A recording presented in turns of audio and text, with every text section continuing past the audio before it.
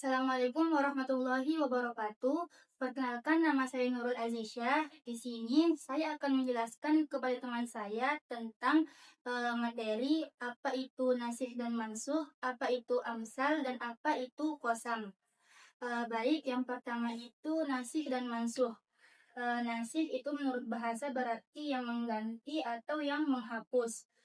Sedangkan menurut istilah yaitu nasih merupakan mengganti atau menghapus suatu hukum syariat dengan suatu hukum yang datang setelahnya. Kemudian mansuh secara bahasa yaitu berarti yang dihapus atau yang digantikan. Menurut istilah yaitu masuk berarti hukum yang lama yang dihapus atau yang digantikan dengan hukum yang baru atau yang masih tadi itu.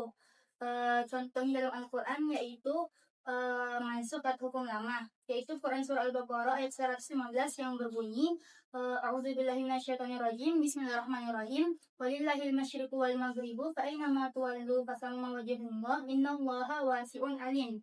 Kemudian ayat ini dinasakh dengan Quran surah Al-Baqarah ayat 144 yang berbunyi Fawalli wajhaka syatrul masjidil haram.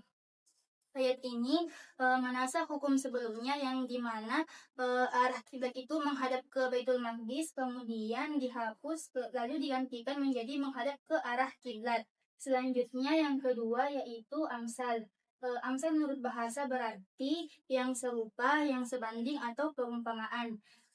Sedangkan menurut istilah yaitu amsal berarti menggambarkan suatu keadaan yang sulit dipahami dan menyerupakannya dengan keadaan yang nyata atau konkret, dan dengan menggunakan ungkapan yang indah atau menarik agar penjelasan tersebut atau pesan tersebut lebih jelas dan mudah dipahami.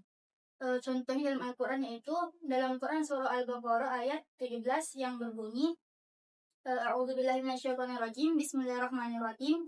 Masaluhum kamasalil ladzi istawqada nara falamma adaa'at ma hawlahu dhahaballahu binurihim wa tarakahum fi dhulumatin la yubsirun. Ayat ini memberi perumpamaan orang-orang yang munafik seperti orang-orang yang menyalakan api. Selanjutnya yang ketiga yaitu qasam. Qasam itu berarti sumpah. Jadi qasam itu adalah suatu gaya bahasa atau uslub yang digunakan oleh Allah Subhanahu wa taala untuk menguatkan, menegaskan, meyakinkan kebenaran atau pernyataan kepada para pendengar, terutama bagi mereka yang masih ragu atau ingkar. Huruf qasam dalam Al-Quran itu ada 3 yang sering didapati. Yang pertama yaitu huruf waw, ba, dan ta. Kemudian Allah Subhanahu wa taala bersumpah dengan zatnya sendiri itu dalam Al-Qur'an ada di 7 tempat atau 7 ayat. Selebihnya itu yang kita dapati Allah bersumpah dengan menggunakan nama makhluknya.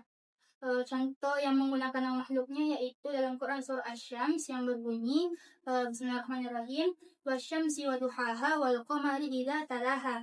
Di sini Allah menggunakan huruf qasam waw.